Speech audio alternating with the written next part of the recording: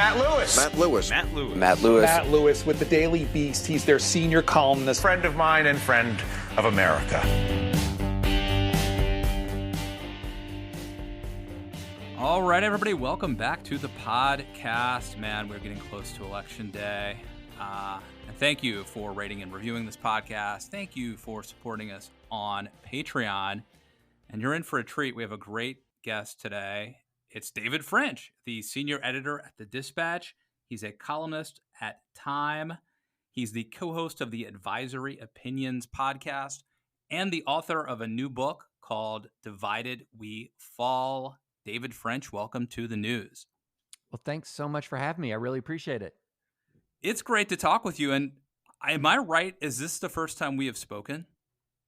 I think it is. I think it is the first time. It's Seems pretty hard to amazing. believe. I think people would assume that you and I have met each other and stuff, and I just don't think we've ever have. No, I'm hanging out here in Tennessee and don't get to DC a whole lot. And I'm not sure, where are you located? I'm in West Virginia now, so Well, there you go. I don't get to West Virginia very much at all. So, well, it's, and I think we have emailed and DM'd and stuff, but it's great to talk with you. And I do want to thank you. Recently, you had a kind tweet kind of defending me when Steve Schmidt, I guess it's fair to say, accused me and another colleague of being Nazi appeasers. So, well, if you can't defend someone against the Nazi appeasement charge, what can you defend someone against? Well, I do appreciate it. And man, we have so much to talk about with Election Day, but let me just start there with this tie-in, which is like the NeverTrump thing. I think it's probably safe to say you and I are both, at least have been called NeverTrumpers, right? Right. And Yeah, I think anti-Trump would be more accurate, since it's hard to say never when he's the president. yes. I mean, and feel free to not answer this as always, but I mean, like I've said, it's been controversial, but I've said, like, I'm not going to vote for Trump or Joe Biden. Have you come out on that? Yeah, I'm not going to vote for either one of them. The way I say it is I have a two-part test for candidates, and they have to pass both parts to get my vote. And one is you got to have a character that is a character that's commensurate with the office that you seek.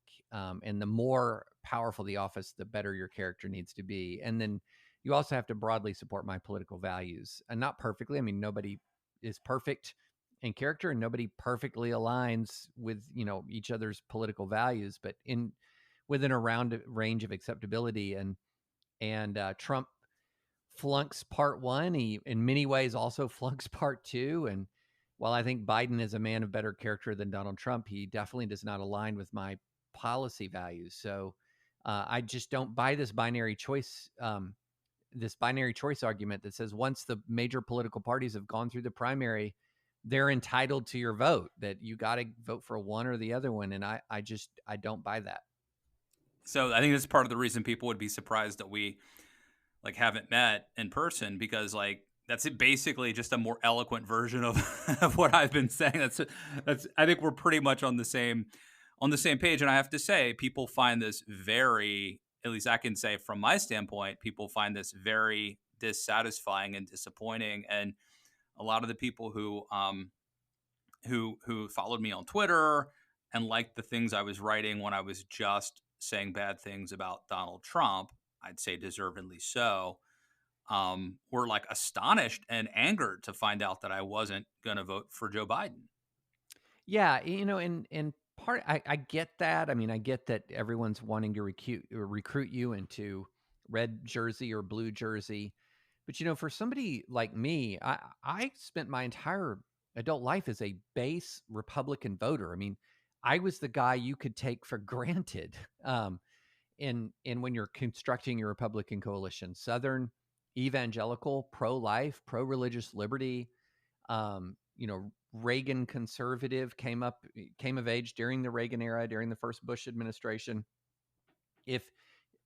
So there's a lot of us out there like that. And I think one of the things that a lot of people don't realize is that if you're trying to push people into the binary, especially if you're talking to pro-life voters or voters who really value religious liberty. If you're saying you have no choice, it has to be the binary, they're going to go, okay, Trump. And then you'll hear, no. Right. No, I didn't really mean that. But there, people like me are kind of the formerly what you would call an absolute Republican base voter. And then to turn around and say, well, really, you have to be a Democrat now. I don't have to And I belong think either people way. should say, like, they should consider where you and I are as a victory. They should be like, well, in a normal world, Matt and David would be voting for the Republican. And so therefore, if they simply don't vote for a Republican, like, that's a net gain. I don't like to use the word hero to describe myself, but I think I should be hoisted on somebody's shoulders instead of, being called a fascist. Well, I mean, there is a range between hero and fascist. Yeah, fair. There is a range. So now the interesting thing, though, is that I think Trump has really driven a lot of people crazy in both directions. I'm not sure what Trump derangement syndrome means, because I think it means two things. And there are people who have become NeverTrumpers, but they, for some reason, now are against Amy Coney Barrett. You know what I mean? like these are people who ostensibly were conservatives. They don't like Trump because, maybe initially because they didn't believe he was that conservative, and also because of the character issues. And now they are basically, I feel like they're Democrats. I feel like they're liberal Democrats. And I don't think they're going to come back. And, there's even Stu Stevens, who has been on this podcast many times. He was Mitt Romney's top strategist in 2012, who wrote a book that, let me see if I can find the title. I can't see it right now. Oh, it's called All a Lie. That's it. It was all a lie. What do you make of that?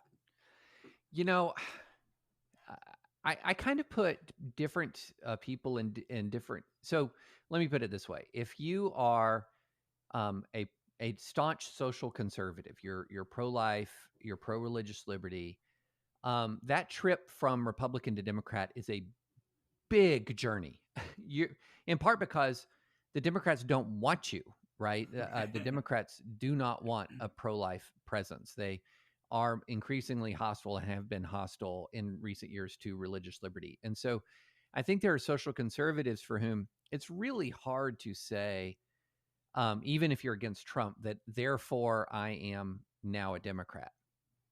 I think for people who are not terribly socially conservative, that's actually a kind of an easy trip to make, because for one thing, you were not sort of one part of the Republican base, and then the other thing is just the sheer act of negative partisanship means that you're going to see that the Democrats adopt some policies that Republicans used to like out of reaction to Trump. So if you're more of a person who's centered around American alliances, for example, and centered around NATO and sort of that strong network of military alliances, and that was part of your Republicanism, and then you have the age of Trump, you're going to not just disagree with Trump as a person, you're also going to disagree with Trump on policy.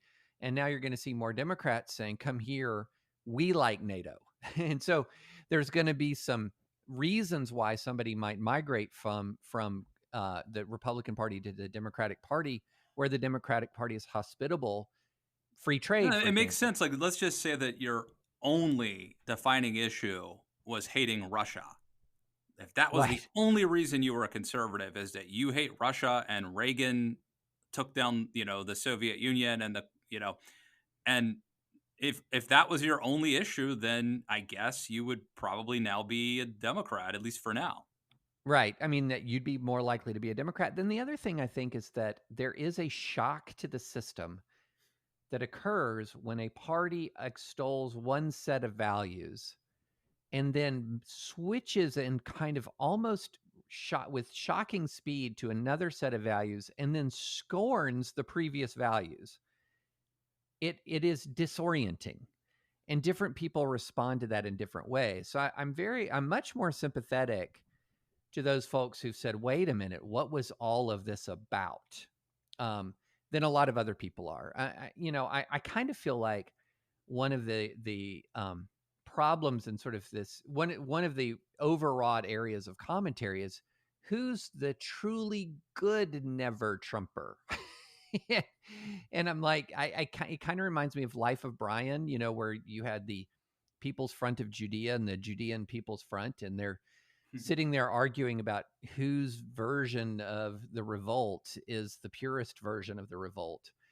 And, my general view is, look, if somebody believes this president is unfit as I do, and but they also disagree on other things, well, I'll agree with them on the president's unfit and I'll disagree with them on these other things. And I'm just going to kind of leave to other people the battle of who has TDS and who doesn't have TDS.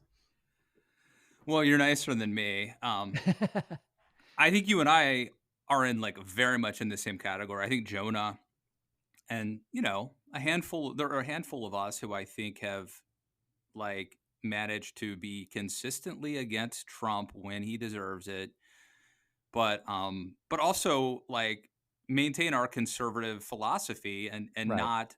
not throw that out just because of Trump.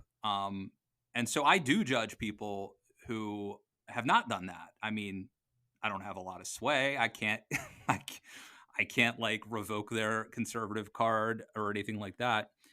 But I do think it's noteworthy. And to me, I thought the Amy Coney Barrett, or as I call her, ACB, thing was really instructive because, as long as I was saying bad things about Trump, Democrats and liberals were kind of agreeing with me, and they were kind of saying the same thing. And it was easy for me to start to think like, maybe the Democrats, maybe they're more like me than these crazy QAnon conservative, like right winger. I wouldn't even say conservative. These crazy QAnon right wingers. I mean, look, the Republicans wouldn't even allow witnesses to appear in the impeachment trial for Donald Trump. It's pretty infuriating. But then ACB gets nominated, and I start to see the horrible things being said. Now, granted, this is one of those, like, as I think did you coin the term nut picking? Was that you? Well, I actually revived it a little bit. It comes from the blog era back in the mid, like 2000, circa 2005, 2006. And it came from, believe it or not, this is obscure internet trivia here for you.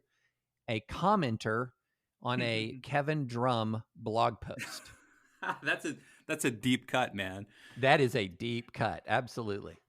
Well, but I love that you have popularized it because it's so fitting. I mean, I'm attributing to the left something that really is just stuff I've seen on Twitter. But the stuff I've seen on Twitter from the left was infuriating. The stuff they were saying about Amy Coney Barrett, and these are not randos. These are prominent people. These are people who want to redefine what court packing means. And you've seen all the kind of radical left wing stuff. And it served as a reminder to me that like, no, actually, I'm not like these people. But I think some of our Never Trump brethren have kind of thrown in with that side, and in some cases, it's a temporary alliance. Like they're down with the cause, with the resistance until November 3rd. For others, I feel like they're going to be there for a while, and I do. What's the Godfather, and that I do not forgive. At least I'm paying attention to that. Interesting. Yeah, I think that's a difference you and I have. I mean, I know some of these guys personally who are, among the folks that everyone says, well, look at that person. And I believe that they in good faith have been really anguished, and it's caused them a lot of soul searching about their previous life, their previous beliefs, their previous associations. And, look, I mean, here's one of the things that really bothers me is this word grifter. Okay. We're constantly debating motives rather than arguments. And, and I find this directed to me all the time. I'm sure you do it if it directed at you. When you criticize Trump, someone will say, "Oh, look, there's that NeverTrump grifter," as if as if I didn't say words that have meaning that could be argued for or against. And so I'm really, this is the kind of thing, time will tell. Time will tell, where people are and why they are where they are, and I guess some of these folks that just get piled on by the right a lot. I know them. I think they're good folks, and I think they've really gone through a lot of anguish to end up where they are, and I respect it. It's not where I am, honestly. I'm still. Damn it, you're a good person, David French. You're a good person. This is. So let me just say two quick things about it. So number one, the grifter thing. If someone were to become a grifter, they would not do what you and I have done, which is to anger everybody. But I do think not a great. I do think they're. Model. So if we're grifters, we're doing it really wrong. But I do think there is grifting to be had by going one way or the other.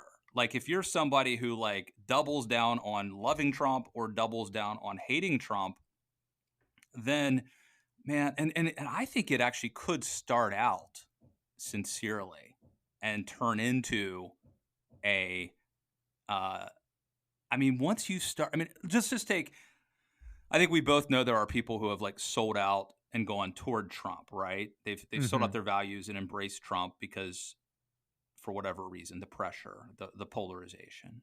But imagine you're someone who's a NeverTrumper and you start criticizing Trump. All the incentives are to double down on that. There is a huge fan base of people who want to put you on TV or give you money or listen to your podcast or click your article if you bash Trump consistently. So I think that there is a temptation, and maybe even people who started off, sincerely doing this could get sucked into that. Oh,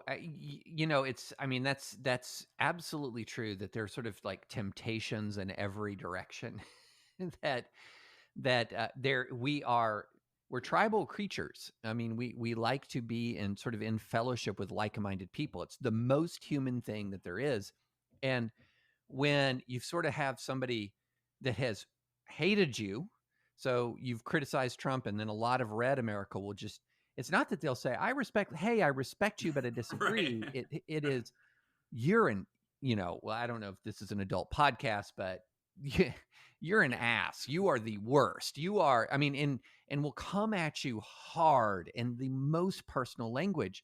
And then you have this other group of people who are saying, man, I respect what you're doing. You're brave. I really appreciate this. I'm rethinking my prior position on you. Wow, I don't know if I could do what you're doing in the same position. I don't know.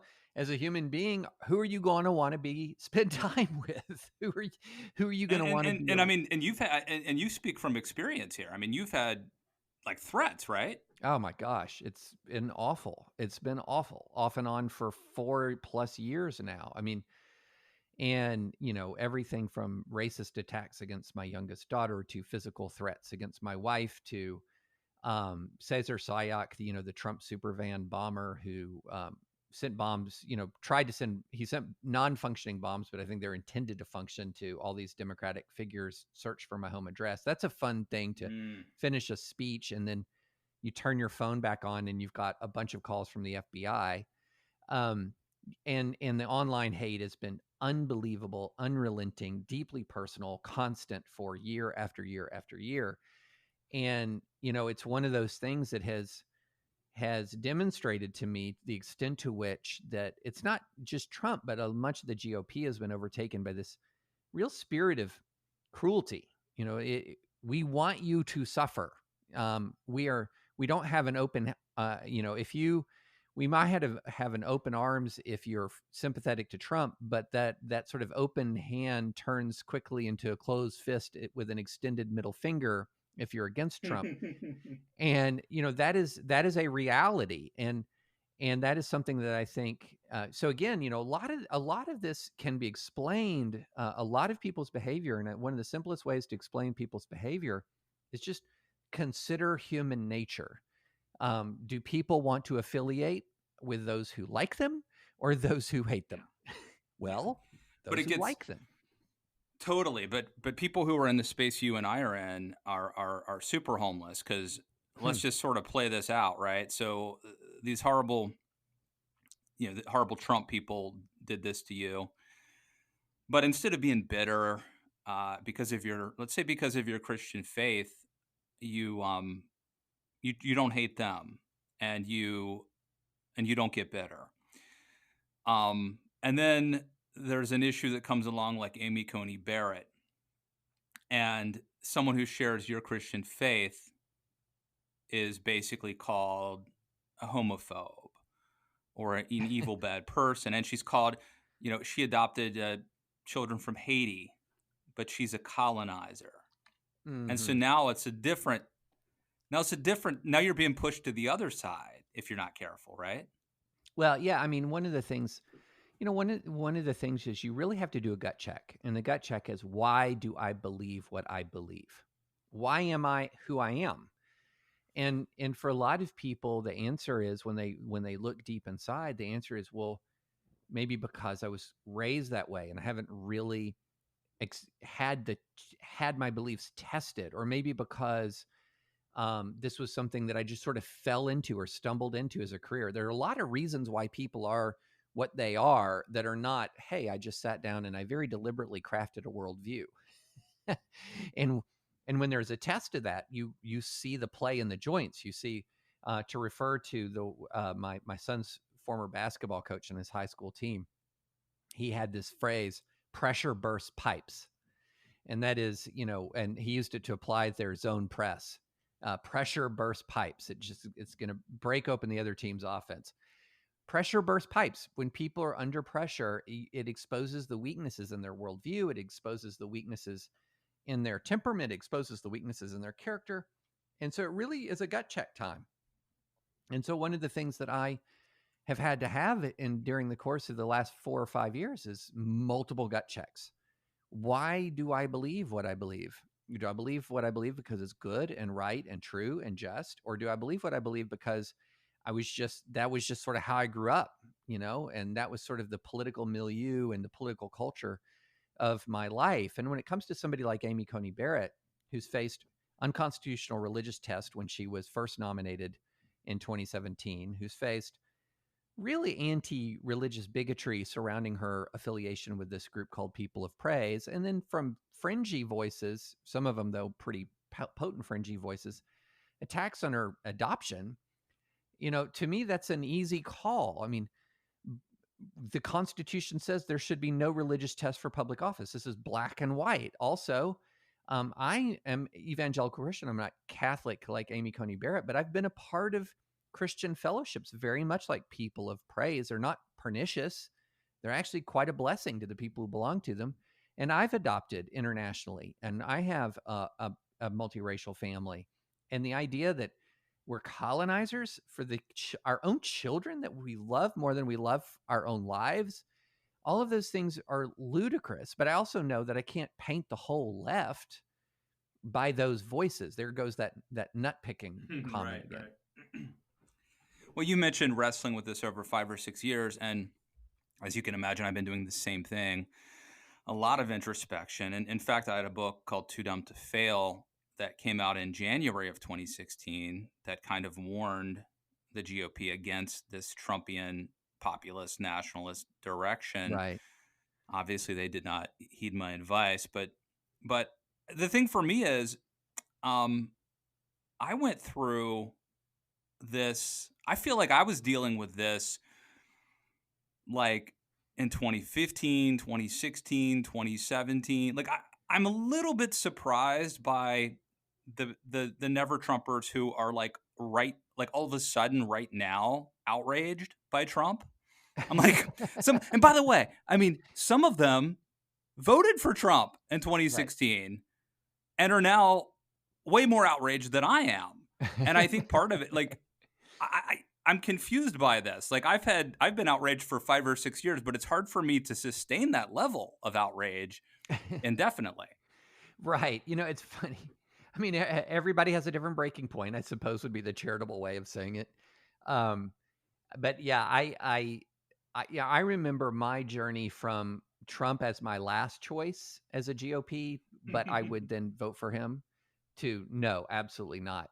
And it's funny. It's really kind of funny when I think back to the moment in one of the early debates where it just, or one of the debates early in 2016, where I was just like, nope, nope, nope. And I think it was, when he went sort of back to the Bush lied, people died trope. And yet that wasn't the worst thing that he'd said in the last 6 months.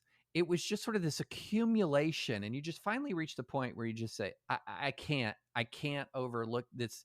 This isn't eccentricity. This isn't comedy. This isn't anything other than just manifest repeated unfitness. And I had people when I was like, oh, it's too much. They were like, dude, we were there weeks ago. But yeah, I mean, my basic view is this: if importing an idea from my Christian background, if a guy is or a guy or a girl is walking down the aisle to confess and repent, you don't smack them on the way saying you should have done this 3 years ago. You say, welcome, welcome. And I think that I keep thinking of this. I can't remember I think it was Michelle Goldberg actually on the New York Times who said there are movements that seek converts and movements that seek heretics. And I think the most potent and unifying political movements are the ones that are on the constant quest for converts. And the ones that are ultimately alienating and immiserating are those that are seeking heretics. And that's sort of the cancel culture world on the left. Yeah. Did you see the Sarah Silverman clip? Yes, I thought that was actually pretty. I thought it was beautifully stated, actually, and connects with this sort of deep human need for forgiveness. And on the right, often you see, and look, I'm a veteran of the rhino hunts of years past. So that in 2012, I was in 2008 too. I was very much in the Romney camp. 2008 and 2012. And even though I was a religious liberty lawyer working for a conservative Christian law firm, defending free speech and pro-life movements on campus and Christian groups and pro-life groups on campus, I was a rhino. I was a rhino for supporting Mitt Romney. And it was just extremely annoying, honestly, to be part of a political movement that just seemed to be constantly hunting for heretics, just constantly. And then let me ask you about this, though, because I think and you've probably seen me tweet things on Twitter for fun, like something crazy will happen, like Donald Trump and Rudy Giuliani will dress up in drag, right? And I will blame David French for for this degradation. Get in line, man. Get in line. So I hope when you see that, I'm joking. Because some people, I think one person actually is like, "Why are you blaming David French for this?" Because it was Rudy dressed in drag, and Donald Trump was not, I think. But but in any case, I think, and this goes back to the Sohrab Ahmari thing, but I think some of the people who are critical of you because of your temperament and your kindness and your belief in institutions, and that we can basically sort things through the rule of law. And also I think that there's a sense of that politics, you can play hard, but that there should be civility. And I generally agree with all of those things. However, I do want to ask you, do you, because I have come to believe that although I think Trump is definitely a net negative, there's no doubt about that. And I think he's a net negative, certainly in terms of the erosion of norms. I do think there are some areas where Republicans had made assumptions about what was possible, and we had decided there were things we couldn't do, not because they were wrong, not because we shouldn't do them, but basically because political correctness or the establishment or whatever would not allow us to do it. And I do think that there may be some good things that come from Trump. And I'll just give you like one example. Hmm. You know, when Brett Kavanaugh was nominated, I do think a lot of normal Republicans, I mean, I even wrote a piece saying, hey, maybe it's time to pull the plug on Brett Kavanaugh. Let's nominate Mike Lee. He's going to be like maybe more conservative, and he'll get nominated. And why have this fight? But Trump insisted on sticking with him. And I think that that toughness and that refusal to give in is a disincentive for the left. And it might have even actually helped Amy Coney Barrett, although I think she was just a great, highly qualified and a great pick. But I guess the question is, I feel like Trump was such a lightning rod. He sucks up so much attention that it allows a lot of good conservative stuff to really get done under the radar that otherwise, like if Bush were president, here's an example of, this is not a good conservative thing that happened, but there are scandals that are happening in the Republican Party right now in states that no one even knows about really because they haven't been nationalized because Donald Trump is such a lightning rod. It's a very long wind up to the question, is there anything good about Trump for conservatives? I mean, there are policies that he's implemented, some that are good. The judicial nominations are good. I think the he fights narrative is way overblown and may actually lead to his ruin. There's a reason why even in the time of peace and prosperity before the pandemic, he was persistently trailing Joe Biden. If you go back and you look at the polling averages there, again, assuming, which is a dangerous assumption, it's dangerous to assume, but assuming no big giant polling fail, this will have been one of the most predictable outcomes in the history of presidential politics. Because if you look at months and months and months and months of polling averages, that it was in fact his very sort of barroom brawling that was likely going to help him only be a one-term president. So I think the he fights narrative is he fights for himself in a very off-putting way. And the Kavanaugh thing is very interesting because I've had several people come up to me, and we often have a recency bias, and they say, oh, you can't tell me a normal Republican would have stood by Brett Kavanaugh. And I say, you mean like George H.W. Bush stood by Clarence Thomas in the face of a remarkably similar dynamic? I mean, I was in law school when all that happened, and I remember it very well. And George H.W. Bush, who for years was scorned as sort of like this wimpy Republican, stood by Clarence Thomas. I mean, just absolutely stood by him through that process. And Clarence Thomas is on the court. And so I think, and there's a lot of people who sort of rationalize Trump support by stating things that Trump would do X and other Republicans would not. Now, I think there are a few small things that's true. I think other Republicans would have withdrawn from the Paris Accords, but done so perhaps in a different way. I don't know that anyone would have moved the embassy to Jerusalem, but that's kind of a historical footnote. But when it comes to, for example, Trump is the most pro-life president in history. Well, George W. Bush got 2 pieces of pro-life legislation through Congress, in addition to, if Trump is only a one-term president, nominating more judges. And so, so a lot of this is sometimes this puffery that comes around Trump. He's always the most or the biggest or the greatest, when what they really mean is he did something conservative that we're grateful for. Yeah. No, and I largely agree with everything you're saying, and I'm just playing devil's advocate here. But like, here's an example of what I'm sort of getting at. Do you remember? I'm sure you do. There's a huge scandal in 2006 when George W. Bush fired a whole bunch of United States attorneys. Yeah. Which was totally within their purview to do. Yep. But they did it, and man, this was a major scandal. It dominated multiple news cycles. I mean, you would have thought it was the end of the world. I feel like this is the kind of thing that Trump could do, and nobody would even, it might be like maybe a one-day story. And it's because he's flooded the zone with so much chaos. And I do think that that there may be, when it comes to battling the liberal media, that again, I don't think the good parts of this outweigh the bad, but Yeah. I wonder if there's some lessons that Republicans might learn going forward about toughness. Well, we'll learn. Let me put it this way.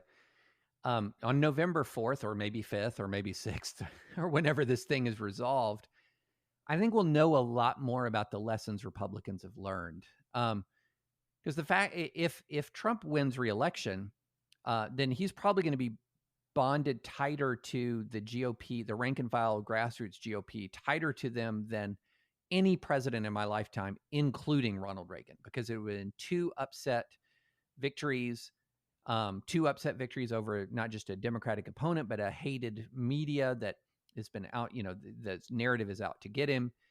And it would be two sort of shocking, snatching victory from the jaws of defeat events that bond people to politicians. And so I think you would have this thing, this would be Donald Trump's party completely at that point. But defeat is a little different. I think that it depends on the magnitude of the defeat. It depends on where the defeat occurred. But I could easily imagine a message coming out of this. I absolutely see your case that one of the messages is, well, we just need somebody who fights, but maybe fights more with a bit more eloquence and precision. Yeah. Or we could also have a message that says, well, what we need is somebody who persuades. What we need is somebody who can reach out across the aisle in a compelling way. Because here's a really interesting thing, Matt. And when you really go back and look at it, the Republicans have won exactly one popular vote since 1988. And I know, everyone. Stunning. That's a stunning fact. Yes. And I know everyone can actually, they're not trying, David. It's the electoral vote they're trying to win. But it's just the fact of the matter that if you're not winning the popular vote, if you're so unappealing to a majority or a plurality of Americans that you can't win the popular vote, you're putting a hurdle in front of your electoral college strategy as well. And you're also walking into an office, if you've lost the popular vote, subject to this sort of real disadvantage in overall national regard and overall national will that matters in politics. And so at some point, the Republicans have to say, we kind of got to get popular again. and we can't just we cannot count on drawing the inside straight of Pennsylvania, Wisconsin, and Michigan 4 years in and 4 years out. And so there might be an argument after this that says, wait a minute, we need a different kind of politician. And it's really fascinating to me to go back and read Reagan's first inaugural, which came in a time of national malaise, national crisis, economic a real economic challenge, foreign policy crisis, existential threat from the Soviets. And the guy is constantly reaching out. He's just constantly reaching out. And I think a lot of that is scorned now as weakness, which is weird to me. Like, it is just weird to me to say, hey, I am open to winning over Americans who disagree with me. I am open to persuading them. And I want to hear from them to find out how I can be more persuasive to them. None of that is weakness. All of that is persuasion. And sort of, I think a lot of Republicans have gotten to this idea that we can kind of retrench into our base, and as long as we can stoke enough of them, get enough of them out, we don't have to be popular. We don't have to be liked. Yeah, no, that to me that's a defeatist attitude. I mean, I supported Rubio, and man, what a different world that might have been if he had won.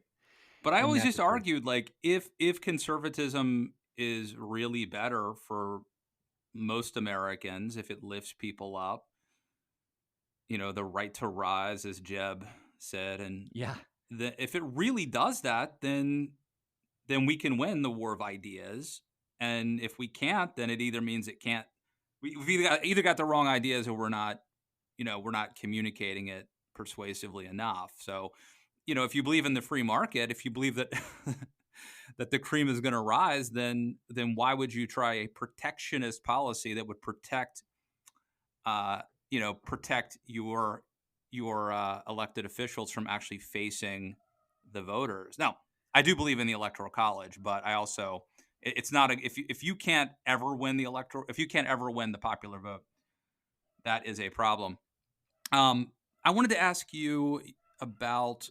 I've heard you talk in the past about how Trump's like ostensible embrace of the pro-life cause could have long-term damaging effects to the brand, to the cause of life.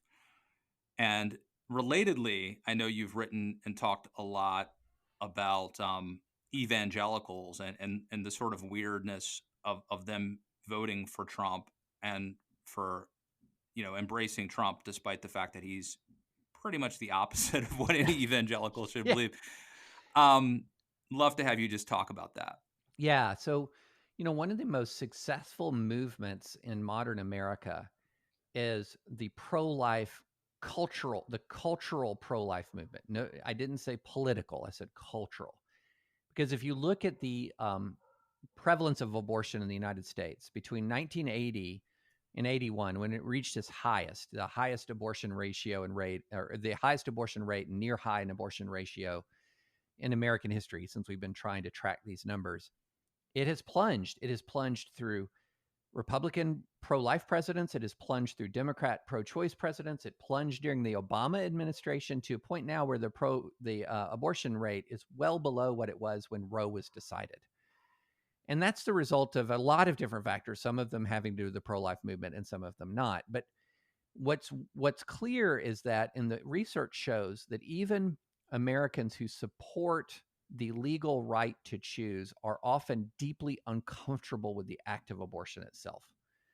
And so that has been a success of a cultural and moral argument that has been made for year after year after year, connected with sort of a holistic view of life.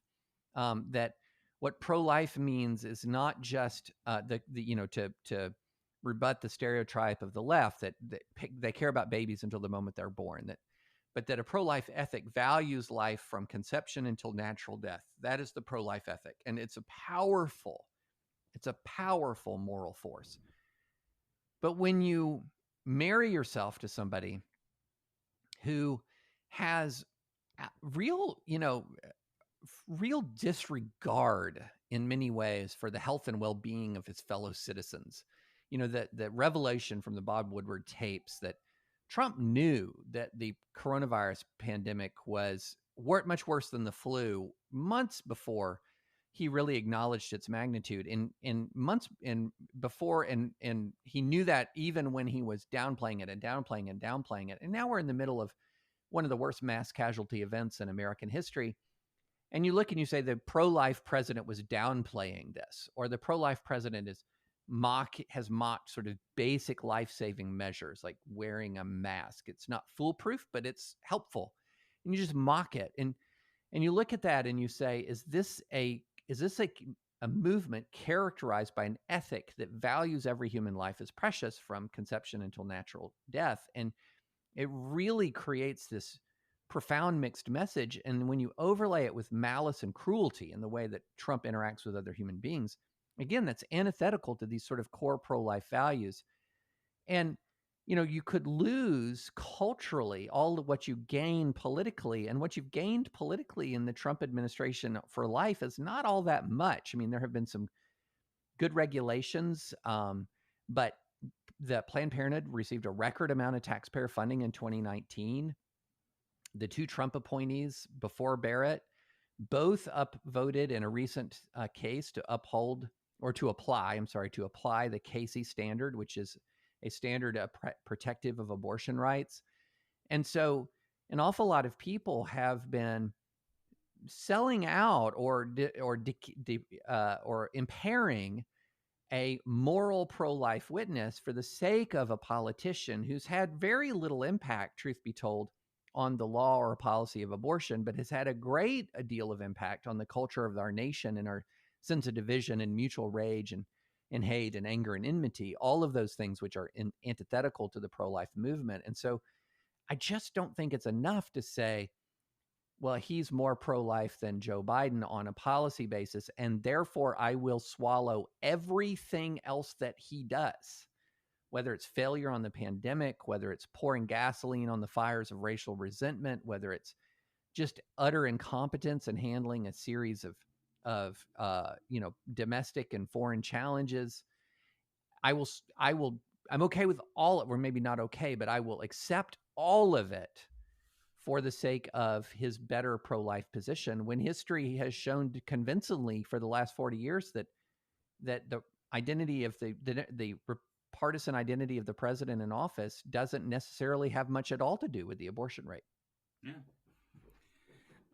Okay. This brings us to the rank punditry portion of this conversation, where Nice. I do want to put you on the spot and ask you for some predictions. What do you think is going to happen on Tuesday? All right, so let's just go ahead and imply all the throat clearing caveats that I could be grossly wrong, and we'll just go straight to the predictions. I think it's going to be really bad for Trump. I think that to the extent that the polls are materially wrong, as opposed to, within the margin of error wrong, I think they're going to be, to the extent that they're materially wrong, they're right now favoring Trump. And the reason why I say that is I think pollsters, if anything, have overcorrected some of their fails in 2016, in the effort to definitely be sure not to undersample college. Are you assuming that, or do you have reason to believe that? No, I mean, we do have reason to believe that they have ramped up their sampling of non-college educated white voters. That we know. I mean, that we know is that smart pollsters said, hey, nationally we got this mostly right, but in the Midwest we knew that we were our best guess as to why we messed up was that we were undersampling we were underweighting the non-college educated white proportion of the electorate. So I do think there's been an intentional effort to really try to adjust that, because how polling is part science and part art, and part of the art is trying to project, that's mixed with science, is what weight to give each one of the different kinds of demographic categories. And so I think there's a chance that what's actually happened is that there has been an overweighting of the white non-college educated vote. But that being said, look, if you just took the polls as they are and just assumed that these polls are correct, and just march through the states, it's a 92 to 96 scale loss for Trump. And I think it is much more likely to be the 92 to 96 or maybe 08 scale loss for Trump than it is to be anything like what it was in 2016 or anything like what it was in 2000 or 2004, when it was a electoral college nail biter and popular vote nail biter as well. What about you? Well, we're out of time, David French. Thank you for no, you well, look, first let me just say, what you said is it's interesting, right? Because I agree with you. Like, what happens to the future of the Republican Party and maybe America, but the Republican Party, it depends on the magnitude. Like, even if Trump loses, if he loses like close versus a decisive loss, I think that could lead to a very different outcome. So I think it does matter. I feel like I'm just not sure. I mean, if I have to bet, I bet that Biden wins for a bunch of the reasons that we can go through the list. Like, last time Trump was running against Hillary, and Hillary is not as good as Joe Biden. And last time Trump wasn't president, and people could imagine whatever they wanted. Maybe he was going to pivot. Maybe he was going to be more presidential. And this time, and then there's COVID, right? I mean, COVID is and Trump's inability to manage it responsibly. So it just feels like logically every single thing suggests that Trump should lose. But I do feel chastened by 2016. And let me bring this here's a weird thing, but I think you will appreciate this, David. If if Trump somehow wins this time, there will be a sense amongst certain segment of the population that it has to be a God thing, that it Yeah, was for sure. not just a miracle when we use the word miracle, but literally that like this, if he defies everybody, confounds the wise. If he does it again, man, you want to talk about a cult? There are Yeah. going to be people who really think this is proof that like something supernatural was at play. Yeah. Yeah, no, that's what I said about how he will be tied to the Republican grassroots in a way that no politician has ever been tied to a base of a party. I mean, not even, we remember the '08, like sort of this cult of Obama that Republicans made fun of. Republicans, one of the more scathing ads of the cycle was John McCain's ad making fun of that sort of cult of Obama. Republicans made fun of the cult of the politician then. And yeah, if this thing goes Trump's way, you will see a level of devotion to him unlike anything we've seen in American politics in our lifetime. I totally agree, and some of that devotion will have a very religious undertone to it, a very supernatural undertone to it. But just to give you a sense, I mean, let me put it this way: if he wins, I David A. French call for a total and complete shutdown of the American polling industry until we can figure out what is going on. Totally. I think Frank Luntz basically said something to that effect as well. Yeah. Yeah. And so so if this happens, it's going to decimate the polling industry. I think it's going to, I mean, the media is in a very similar boat. Yep. Fairly or not, it's going to make a pretty decent chunk of conservatives utterly convinced that he is King Cyrus, King David, whatever. And it'll radicalize the left even more than they already are. And you end up with AOC next time around, right? Perhaps. I mean, or, they sort of tack to a version of the DLC, that gave us Bill Clinton, but I doubt that. I think the argument would be very similar to the Romney, the Republican fight after 2012, where the argument was, well, what we did was we were too squishy with Romney. Yeah. And so we tried it your way. We picked the ironic, moderate guy. Didn't work. Yep, exactly. But to give you a sense of how the magnitude of the polling fail that would occur is if you just took every poll right now and that was the actual result, I've been playing around with this 270 to win website, that the Electoral College result would be 356 Biden, 182 Trump. If the polls were off in a pro-Trump, a pro-Biden direction by roughly the same amount they were off in a pro-Obama direction in 2012, it switches to 412 Biden, 126 Trump.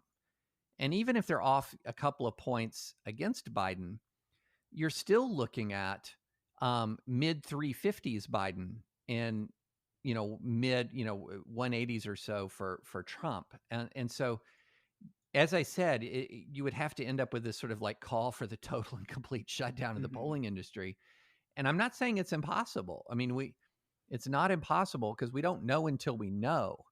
But there is one reason why I think I'm skeptical about that is I really don't believe that sort of mythical secret MAGA thing is a thing. And maybe that's because I live in red Tennessee, but there is no such thing as SMAGA here, secret MAGA. It is out and proud, man. It is everywhere. I have encountered Spiden, secret Biden, but I don't even think that's much of a thing. I do think there's some secret voters and some secret reds and heavily blue areas and some secret blues and heavily red areas, but I think it kind of evens out. I mean, the theory would have to be I think the only viable explanation for how Trump could win would be, there are millions of working class white voters in Pennsylvania who didn't vote in 2016. They are now registered and they are now going to vote for Trump. Seems like a lot of things that have to happen, but am I right? That's basically the way it happens. Well, and the other thing here's the wild card though, and this is another reason why I say if if you made me say, you have to say who is going to surprise on election day, it's Biden or Trump. One of the reasons why I'm going to say I think it might be Biden is this early turnout is ludicrously high. I mean, we're at 74,741,000 early votes, which is a 54% of the total 2016 turnout. In Texas, 90.8%, it is 90.8% of the total 2016 turnout has already happened in Texas. In Florida, 72% of the total 2016 turnout has already happened. South Carolina, 76%. I mean, North Carolina, 76%. And look, I know you can read too much into these numbers. I know you can. And so take everything with a grain of salt. But in each one of these circumstances, it's clear that the Democrats have banked a lead to some degree. And the higher those turnout numbers go, that means the extraordinarily higher the election day turnout has to go to reverse it. It's just sort of a math game after a while. Is it possible? Absolutely. Trump voters are more likely to vote on election day than Biden voters. Is it likely? It gets less likely the more that early vote number goes up and up and up and up. Well, David, we've been talking almost an hour. And so we're going to have to leave some stuff on the table. You're going to have to come back. I want to talk. I'd love it. You know, and I asked people on Twitter for some questions, and we just scratched the surface. Like, I didn't get to ask you, and it's probably premature anyway, but I want to ask you 2024. You know, who's your favorite there? Wildly premature rank punditry. And I'd love to talk about the book, too, Divided We Fall. I mean, the idea of America being polarized is a cliche, but the idea that we could actually have secession is provocative, and but maybe not as crazy as we thought it was. So, well, I mean, you know, if you keep hating each other and you keep sorting geographically and you keep sorting by religion and by politics, and there's no big cultural, political, religious, or social force that's pulling us together more than it's pushing us apart, that has consequences. And we can't assume the consequences are all going to be okay. Indeed. And if you want to, until I get David French back on here, in fact, this would be a great homework assignment. Read the book, and then I'll have David French back on. I like that. That's a great homework assignment. It's called Divided We Fall, America's Secession Threat and How to Restore Our Nation. Go get the book. Let me just say, you're a mensch. David French, you're a mensch. Everyone knows it. Thank you for coming on the news. Thanks, Matt. I really appreciate you having me. If you like this podcast, rate and review it on iTunes. Follow Matt on Twitter at Matt K. Lewis. Thank you for listening to Matt Lewis and the News.